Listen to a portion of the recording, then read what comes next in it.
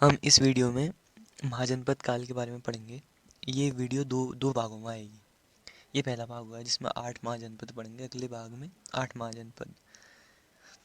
तो जैसा कि हम सबको पता है, महाजनपद काल 600 ईसा पूर्व से 325 ईसा पूर्व तक था।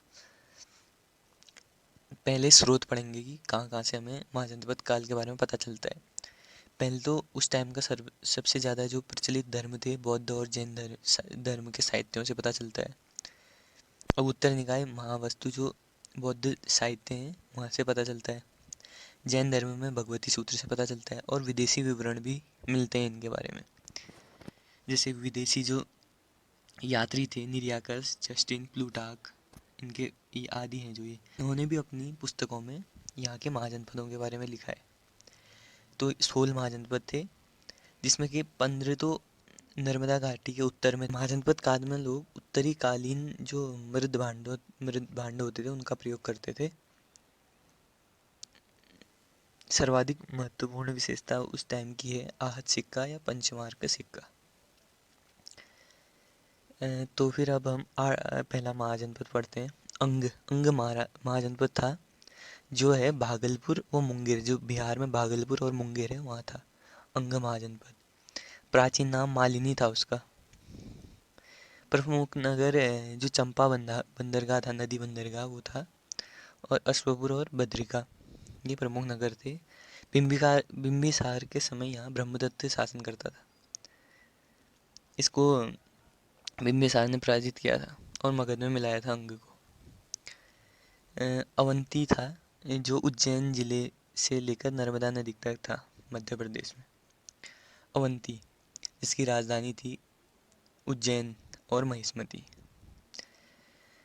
महावीर स्वामी व गौतम बुद्ध के समकालीन यहाँ शासक चंड प्रद्योत था। चंड प्रद्योत ये हमें महावीर स्वामी और गौतम बुद्ध के समकालीन इसलिए कह रहे हैं, ये समकालीन थे दोनों। प्रमुख नगर कुरारगढ़, मक्करगढ़, सुदर्शनपुर प्रमुख नगर ये थे अवंती के। और इसके संस्थापक है वंश के लोग थे। अवंती मुख्य इसलिए था क्योंकि यहाँ लोहे की खानें थी, और जिसके कारण ये हथियार बना सकते थे या कृषि के साधन बना सकते थे। तो अब अगला है कौशल। राजधानी कौशल की थी श्रावस्ती, या इसे कुशावती या अयोध्या भी कहते हैं। ये अवध का क्षेत्र जो फैजाबाद गोंडा है, यहाँ सरयू नदी के किनारे था ये। बुद्ध के समकालीन यहाँ प्रसेनजित था। इसकी राजधानी महाकाव्यम अयोध्या लिखी गई है।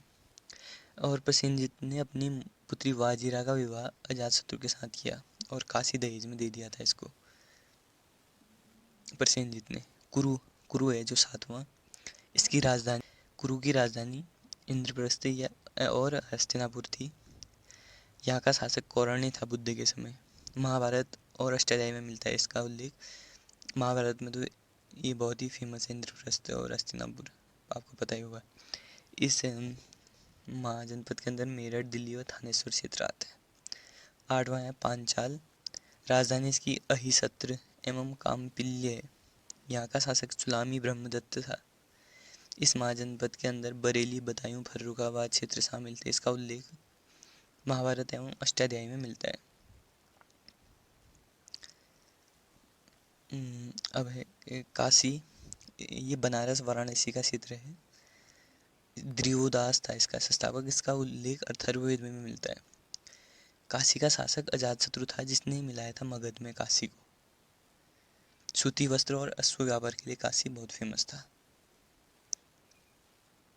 जो अस्मक था, राजधानी पोटन, पैथान, दोनों चीज़ कहते हैं इनको। प्राचीन नाम प्रतिष्ठान, नर्मदा और गोदावरी नदियों के बीच में था। इसका शासक इक्ष्वाकु वंश के शासक मूलक द्वारा इसकी स्थापना हुई। दक्षिण भारत में स्थित एकमात्र महाजनपद था। जातक के अनुसार यहाँ के शासक प्रवर अरुण ने कलिंग पर विजय प्राप्त की और अपने राज्य में मिलाया था। अवंती ने बाद में अस्मक को अपने में मिला लिया था। वत्स के बारे में पढ़ें तो राजधानी कौशाम्बी वर्तमान में जो इलाहाबाद एवं बांदा जिला है, और ये पूरा क्षेत्र था इलाहाबाद एवं मिर्ज़ापुर जिला उत्तर प्रदेश में है जो। उदयन यहाँ का शासक था। उदयन उदयन के साथ चंड प्रद्योत एवं अजात शत्रु का संघर्ष रहा। चंड प्रद्योत ने अपनी पुत्री वासदत्ता का विवाह उदयन से किया था। जो पिंडोल थे गौतम बुद्ध के शिष्य, उनने बौद्ध धर्म की दीक्षा दी थी इसको। कालांतर में अवंती ने वत्स पर अधिकार किया। वो अंतिम रूप में शिशुनाग वंश ने वत्स को मगध में मिला दिया। ये 8 जनपद महाजनपदों के बारे में मैंने बता दिए।